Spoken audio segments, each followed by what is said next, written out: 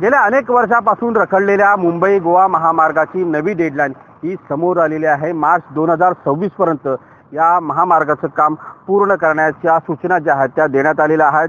एकंदरीत पाहिलं तर मुंबई गोवा महामार्गावरच्या 2 टप्प्यांमध्ये ही मुदतवाढ जी आहे ती मिळणार नाही।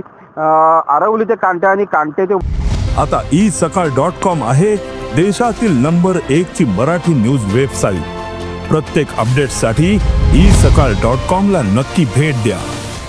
वाकेड अशा या 2 टप्प्यासाठी मुदतवाढ ही आता पुन्हा मिळणार नाही। मुंबई गोवा महामार्ग मार्च 2026 पर्यंत ही डेडलाईन जी आहे ती देण्यात आलेली आहे। गेल्या 14 वर्षापासून मुंबई गोवा महामार्गाच्या रखडलेल्याचं काम जे आहे ते सुरू आहे आणि आरवली ते कांटे आणि कांटे ते वाकड अशा 2 टप्प्यासाठी मुदतवाढ जी आहे ती नाकारण्यात आलेली आहे। केंद्रीय वाहतूक विभागाकडून ह्या 2 टप्प्यांमध्ये जी आहे ती मुदतवाढ नाकारण्यात आलेली आहे।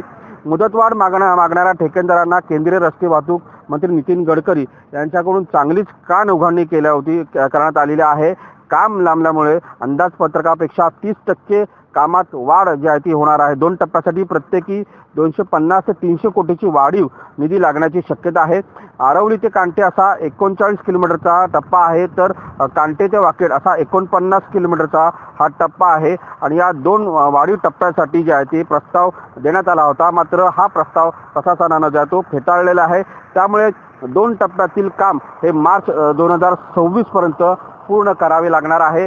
गेल्या अनेक वर्षापासून या मुंबई गोवा महामार्गाचं काम रखडलेलं आहे। संगमेश्वरच्या जर पट्ट्याचा विचार केला तर संगमेश्वर पट्ट्यामध्ये अतिशय संत गतीनं या महामार्गावर काम सुरू आहे आणि याच आरवली ते कांटे या दरम्यानचा जो टप्पा आहे त्या टप्प्याच्या 2 टप्प्यामध्ये ज्याची मुदतवाढ नाकारण्यात आलेली आहे। त्यामुळे मार्च 2026 पर्यंत काम हे पूर्ण करावेच लागणार आहे।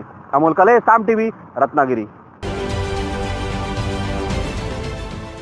देश विदेशातील प्रत्येक घडामोडींचे लाईव्ह अपडेट मिळवण्यासाठी आता साम टीव्हीच्या सर्व सोशल मीडिया प्लॅटफॉर्मला लाईक, फॉलो आणि सबस्क्राईब करा।